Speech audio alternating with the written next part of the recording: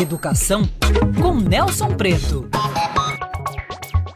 Professor, 2013 começando, e quando a gente fala em educação, eu pelo menos, né, assim, que já tenho algumas décadas de vida, digamos assim, eu sempre lembro da autoridade dos meus pais, da autoridade dos meus mestres, né, que eu aprendi a chamar assim.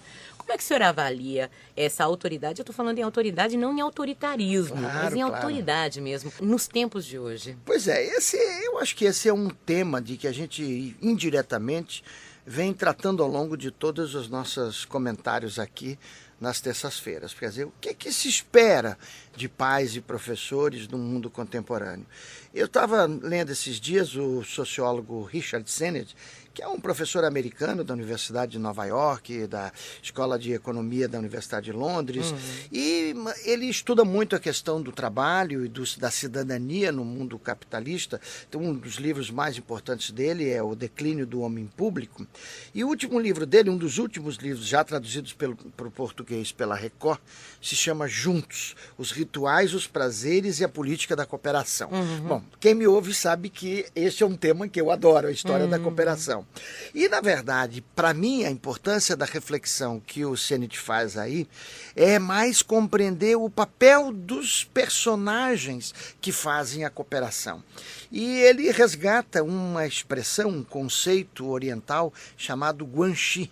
Guanxi, que seria traduzido malmente assim como relacionamentos ou redes de relacionamentos, mas que na verdade corresponde a princípios éticos da sociedade oriental, e no caso específico chinês, e ele analisa isso no mundo do trabalho, considerando um triângulo que ele chama um triângulo social, baseado em 3 princípios, né? A hierarquia, com chefes respeitosos, que a gente podia chamar de uma autoridade merecida. Olha aí, pais e professores, já chego lá. A questão dos trabalhadores literalmente conversarem entre si e não ser aquela coisa, cada um cuidando do seu pedaço, que seria a ideia do respeito mútuo.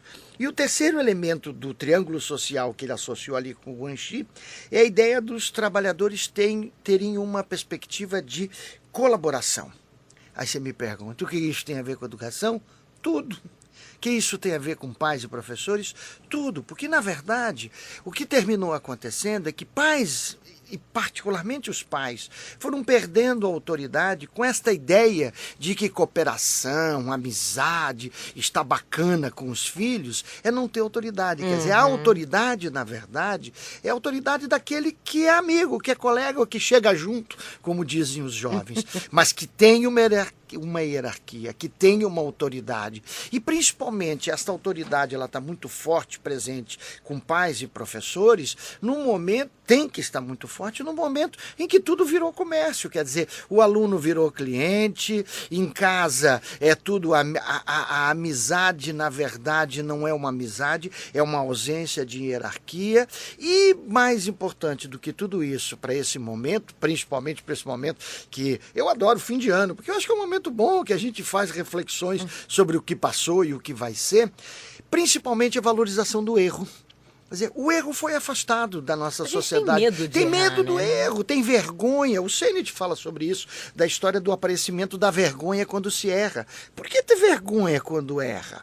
Errar é tão importante, não é aquela coisa do errar é humano, não, estamos falando do erro como parte do processo de aprender.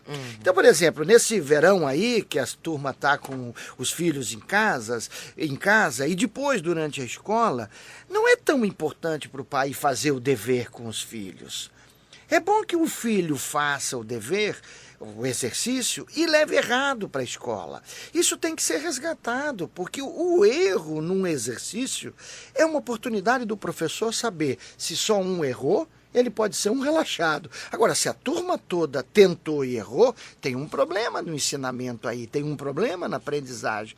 Então, essas questões todas da autoridade dos professores, da autoridade dos pais, são questões muito importantes no mundo contemporâneo, porque ficou parecendo, porque nós hoje somos todos amiguinhos entre si, de que isto significa a não existência de hierarquia, a não existência de autoridade, como você começou a falar, falando, não autoridade vinculada ao poder do autoritarismo, mas a autoridade vinculada ao poder da idade, no caso dos pais, e ao poder daquela capacidade de ser um mestre efetivamente. O respeito, O né? respeito pelo saber, e claro que isso volta ao meu mantra de 2012, que vai se repetir em 2013, a necessidade de fortalecer o professor.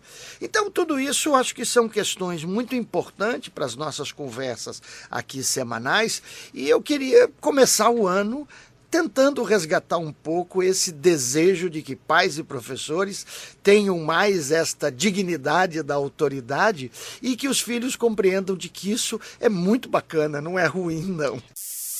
Educação com Nelson Preto.